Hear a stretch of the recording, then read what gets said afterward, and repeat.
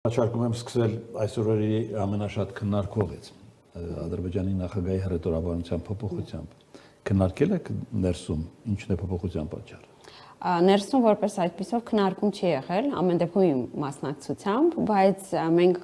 սա քննարկել ենք հանրային, քննարկել ենք Օրբելի ֆորումի ժամանակ, երբ որ վարչապետը անդրադարձ ունեցավ այս խոզույթին։ Այո, եւ կարեւոր է այստեղ նշել, որ վարչապետը առանձնացրեց երկու մաս։ Առաջինը իրականում ինչ է ասել Ադրբեջանի նախագահան, մենք ցանկություն չունենք ստանձնել փաստաբանի դերը եւ իրեն մաքրագրել կամ սրբագրել, բայց փաստային է, որ մեր մեդիան էլ պետք է սովորի ճիշտ մեկնաբանել եւ ոչ թե վերնագրերի համար այսպես լացակումած նյութեր տպագրել, այսինքն մենք պետք է նախ արձանագրենք ինչ է տեղի ունեցել եւ երկրորդը արձանագրենք որ մենք ունենք դրան պատասխան եւ պատասխանը հնչել է թե վարչապետի կողմից, թե ազգային ժողովի փոխխոսնակի կողմից եւ ես կարծում եմ բոլորին է հասկանալի է, որ ժամանակի հարկավոր, որպեսզի կոնֆլիկտային խոսույթից, մտածելակերպից մենք գանք դեպի խաղաղության։ Եվ սա խաղաղությունը ոչ միայն տնտեսապես շահավետ է, ոչ միայն քաղաքականապես շահավետ է, բայց նաեւ սոցիալ-մշակութային ինչ-որ միջավայր ձևավորող միջավայր է, բայց որին պետք է հասնել։ Շատ բան ասեցիք, բայց չասեցիք, որ Ալիևը ըստ էության օգոստոսի 8-ի համաձայնագիրն է թիրախավորում։ Ես չեմ կարծում, որ թիրախավորվում է օգոստոսի 8-ի համաձայնագիրը եւ որպես խորհրդարանական ինձ համար կարևորություն է ներկայացնում փաստաթղթերը, որի տակ կա ստորագրություն։ Փաստաթղթերը, որոնք վավերացնում է խորհրդարանը, խոսույթներ կարող են տարբեր լինեն, տարբեր լսարանների համար լինեն, տարբեր շեշտադրումներով լինեն, բայց ես որպես ազգային ժողովի падգամավոր հետևում եմ այն փաստաթղթերին, որոնց վրա կա 2 կամ 3 ստորագրություն։ Ինձ համար դրանք են առաջնահերթություն եւ ցանկություն իհարկե մեծ է ընկնել այս պատմական թիրախավորման նարատիվի մեջ, բայց ինչ ենք դրանից մենք շահելու որպես հանրություն եւ արդյոք հարկավոր է դա մեզ հիմա միանշանակ պատասխանը ոչ է, մեզ հիմա հարկավոր է այս կոնֆլիկտային խոսույթից, ապակառուցողական խոսույթից դուրս գալ եւ շատ հաճախ իրացիոնալ մեր պատասխանները, որ առաջին հայացքից իրացիոնալ են, ապահովել են, որ 30 եւ ավել տարի կոնֆլիկտի պատմություն ունեցող երկու պետությունների միջև արկա է մեկ վավերացված փաստաթուղթ, աշխատակարգը նկատի ունեմ սահմանագծման եւ մեկ նախաստորագրված փաստաթուղթ։ Սրանք թերագնահատել պետք չէ։ Ես հասկանում եմ, որ մեր հանրությունը, որն ունի այս հիշողությունը կոնֆլիկտի մասին, հեշտ է վերցնում բացասականը, բայց մենք քաղաքականությամբ զբաղվում ենք նաեւ առաջնորդություն ստանձնելու համար եւ այստեղ մենք պետք է ստանձնենք առաջնորդություն նաեւ սոցիալ-մշակութային միջավայրում խոսել խաղաղության մասին։ Ճիշտ եք ասում, բայց Ալիևը հստակ պահանջ է ձևակերպում արևմտյան Ադրբեջան արտահայտության։ Ես նման պահանջ չեմ տեսնում իմ հիշատակված 2 փաստաթղթերում, ել եմ ասում, որպես պատգամավոր ես պարտավորված եմ դրան։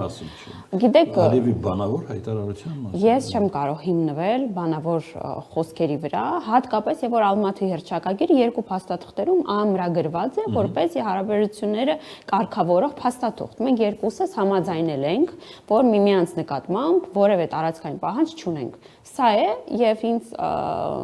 խոսույթի մակարդակում որևէ բան չի հետաքրքրում, որտեղ նախագահան, եթե ես հարգում եմ ինստիտուտը նախագահի, Ադրբեջանի նախագահ ինստիտուտը, որպես պետություն, որի հետ ես փորձում եմ հարաբերություններ կարգավորել, իմ հիմքը դա է, փաստաթուղթը։ Այսինքն Հայաստանի իշխանության արձագանքը հնչածին համարժեք եք համարում։ Այո։ Ես համարժեք եմ համարում նաև այն դիտարկումը, որի մասին ես էլ ինքս խոսել եմ տարբեր եթերում, ես կարծում եմ, որ պատմությունից էլ ակնհայտ է, որ մեր ինքնիշխանությունը եւ սուվերենությունը ամեն մեկ պետության փոխկապակցված են եւ յուրաքանչյուրի շահերից է բխում մեր ինքնիշխանությունն ու սուվերենությունը եւ մենք բոլորս մի նավի մեջ ենք եւ մեր խաղաղության պայմաններում է, որ կկարողանանք պահպանել դա։ Շատ լավ։ Հիմա հաջորդը այսօր ռուսական ցորենը երկաթուղով հասել է Հայաստան։ Սպասում էին ղազախականին, բայց ռուսականը եկավ, չգիտեմ այստեղ դա բացատրություն ուզում է թե ոչ, դա ըստ էության այդքան էլ էական չի, բայց էական է թե ինչ է մտածում այս տեղի ունեցածի մասին իշխանության ներկայացուցիչը ձեռք բերում է իրադարձությունների բնականոն ընթացքի արդյունք կամ ուղիղ Վաշինգտոնյան համաձայնագրի արդյունք։ Գիտեք, նախ եւ առաջ պետք է արձանագրել, որ Հայաստանն ու Ադրբեջանը տարիներ շարունակ պատերազմից հետո տարբեր ֆորմատներում միմյանց հետ աշխատել են, ձևավորելու խաղաղության համաձայնագրի տեքստը, խոսելու սահմանազատման սահմանագծման մասին եւ այստեղ ներգրաված են եղել տարբեր դերակատարներ։ Հիմա մենք տեսնում ենք նաեւ քաղաքասարակության ակտիվ դերակատարությունը։ Եվ շատ կարեւոր է այս փխրուն միջավայրը, որ ձևավորվել է, պաշտպանել։ Իհարկե, ենթակառուցվածքների ապաշրջափակումը այդ են կարևորագույն իրադարձություններ, որ մեզ համար պետք է խաղաղության պահպանման գրավականներից հիմնականը լինի, որովհետև գաղտնիք ասած չեմ լինի, որ տարածաշրջանում տարբեր հոսքերի ներգրավվածությունը, տարբեր պետությունների շահերը կապահովեն երկարաժամկետ խաղաղությունը։ Այո, ռուսականը եկավ, ինչի ինձ համար որպես նաև իշխանության ներկայացուցիչ զարմանալի էր, որովհետև այո, մենք գիտենք, որ ղազախական ցորենն էր, որ պատրվակ եւ հանդիսացավ այս երթուղու ապաշրջափակման համար, բայց էական չէ, ինձ համար կարևոր է, որպեսզի տարածաշրջանում բոլոր ենթակառուցվածքները ապաշրջափակվեն եւ այս մասին վարչապետն էլ այսօր լրագրողների հետ ասուլիսում խոսեց։ Կարևոր է, որպեսզի մենք հասկանանք, որ Հայաստանի Հանրապետությունը երկարատև բանակցություններից հետո կարողացել է դուրս բերել այս միջանցքային տրամաբանությունը եւ ապահովել ենթակառուցվածքների ապաշրջափակումը, օր առաջ ակնկալում ենք նաև Թուրքիայի կողմից այս քայլը, որովհետև տարածաշրջանը ամբողջովին կփոխի իր տրամաբանությունն ու դինամիկան, ոչ միայն տարածաշրջանն ինքն իրենով, այլև աշխարհի համար ավելի հետաքրքիր կդառնա։ Իսկ արդյոք Միացյալ Նահանգների դերակատարությունը կա։ Լուրջ չունենք, ակնկալիք ունենք, դրական ազդակներ լսում ենք եւ ինչպես արդեն մի քանի ֆորմատներում տարբեր թե արտգործնախարարը, թե Ռուբեն Ռուբինյանը որպես հիմնական բանագնաց ակնարկեցին, կարող ենք սպասել դրական ձեռքբերումների։ Ամեն դեպքում ակնհայտ է, որ դինամիկան Հայաստան-Թուրքիա հարաբերությունում փոխվել է եւ ձեռքբերված պայմանավորվածությունների իրագործումը մեզ համար շատ կարևոր է։ Իսկ Միացյալ Նահանգների մասով իհարկե ոչ միայն Միացյալ Նահանգների դերակատարությունն է այստեղ զգալի, այլ նաեւ անձամբ Դոնալդ Թրամփի դերակատարությունը։ Ռուսաստանը ստացել է Ադրբեջանի համաձայնությունը բեռնափոխադրումների համար Ադրբեջանի տարածքով։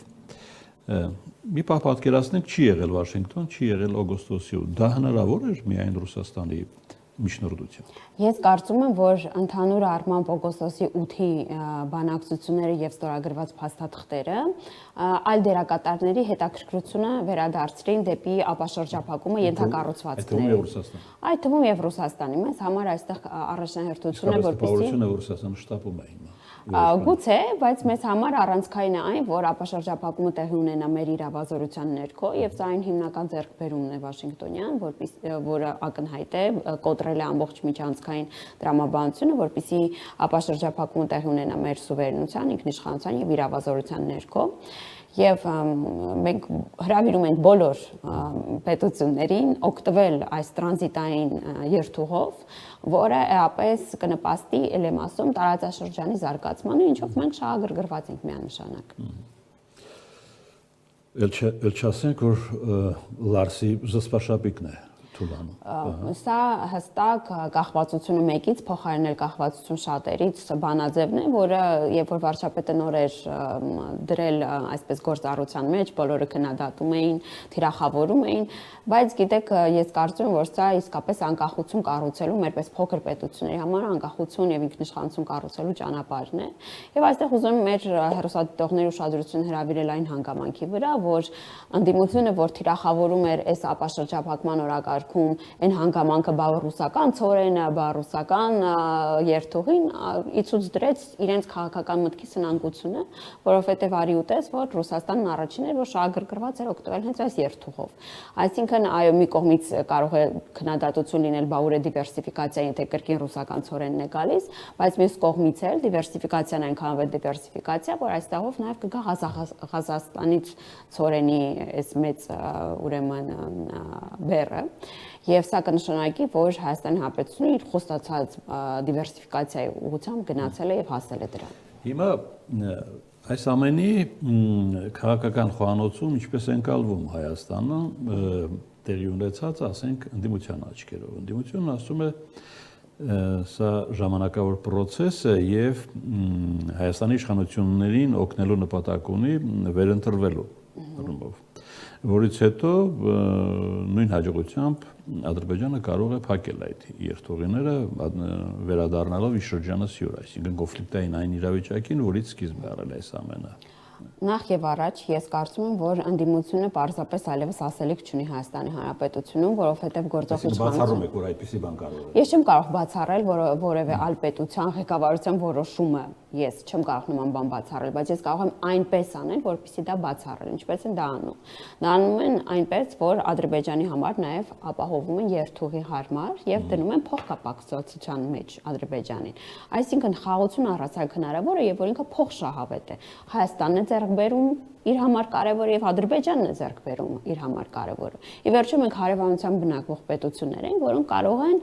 փոխշահավետ համաձայնության գալ, որը չի հատում այն կարմիր գծերը, որ մենք մեր համար սահմանել ենք։ Իսկ ինչ վերաբերում է ընդդիմությանը, ես կարծում եմ, որ նրանք այլևս ասելիք չունեն, եւ դա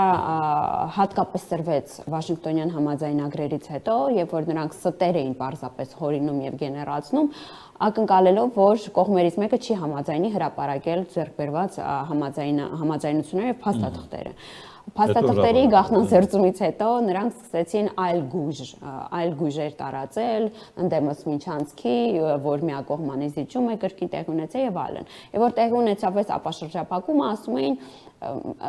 ցինիզմի մակարդակի տգետ մեկնաբանությունները ընդհանուր միջև թունավոր ցորեն է գալու, այս մակարդակի մեկնաբանությունները են ասել։ Հիմա երբ որ արդեն ցորենը նաև ռուսական հասավ այս ճանապարհով, հիմա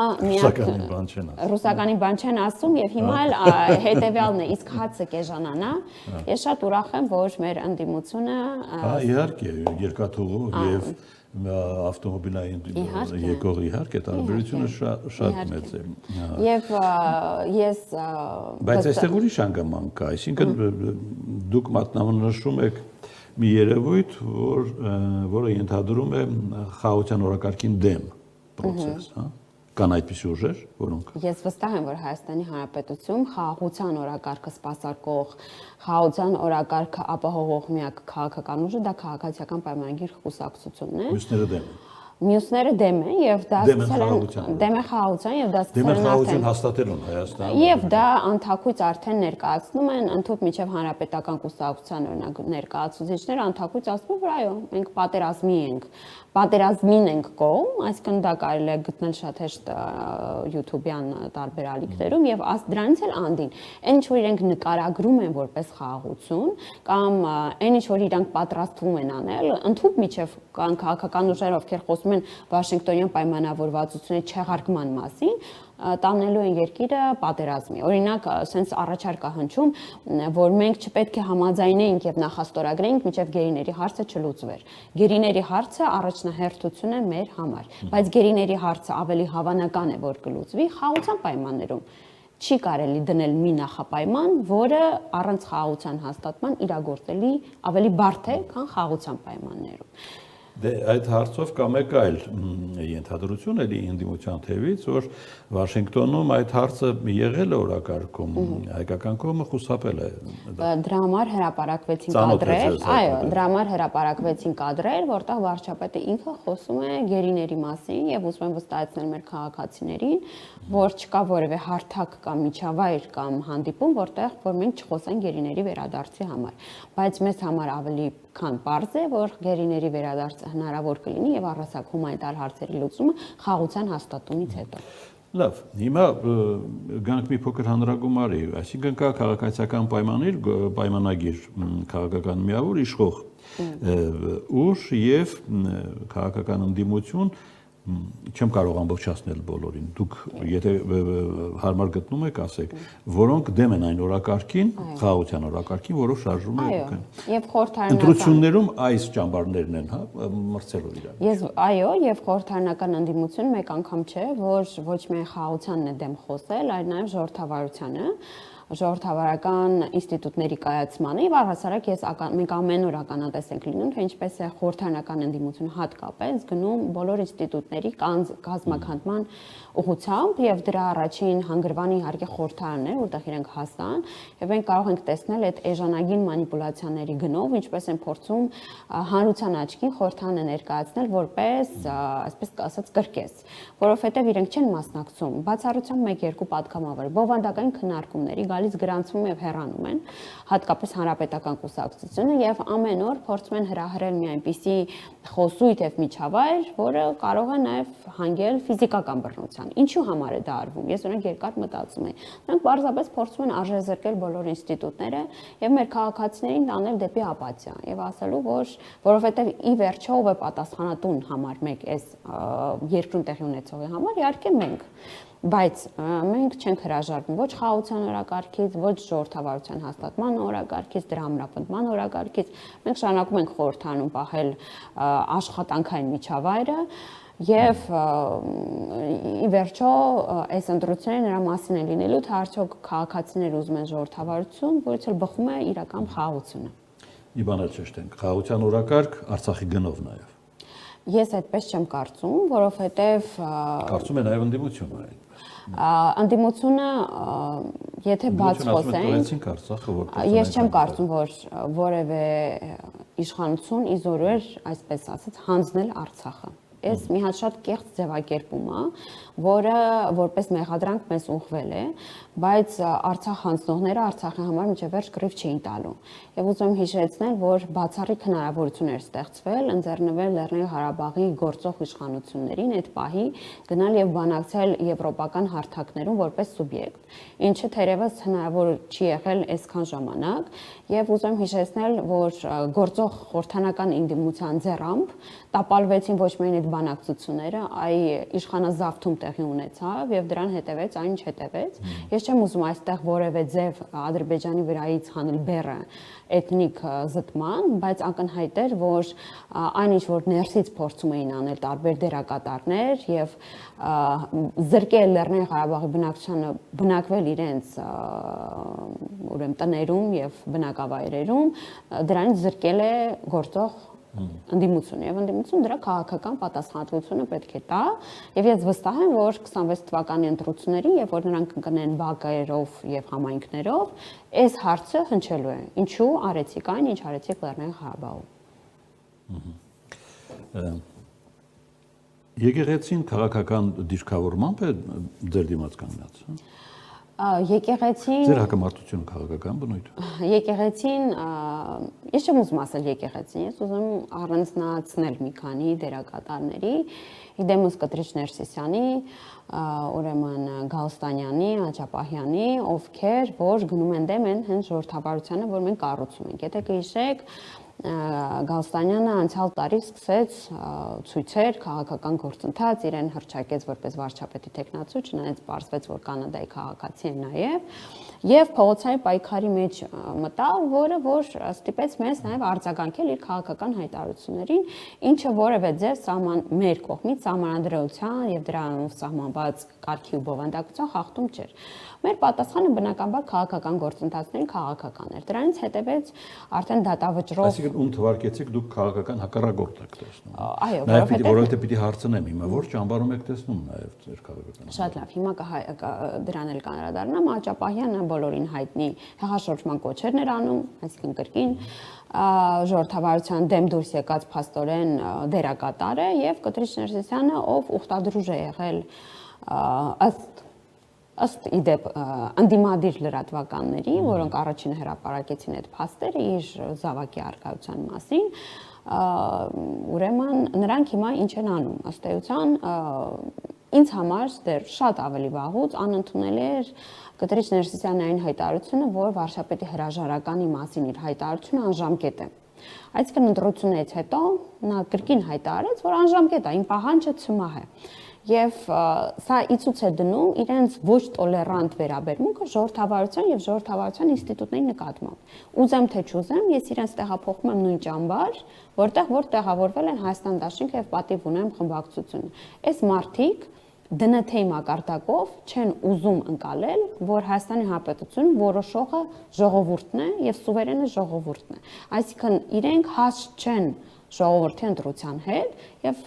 դա արդեն անթակույց ասում են եւ նաեւ ասում են չէ այս լսումներին կազմակերպել խորհրդային պատիվ ունեմ խմբակցություն ասում են եթե ընտրություններով լինի էլի վարչապետը կհաղթի այսինքն իրենք էլ են հասկացել որ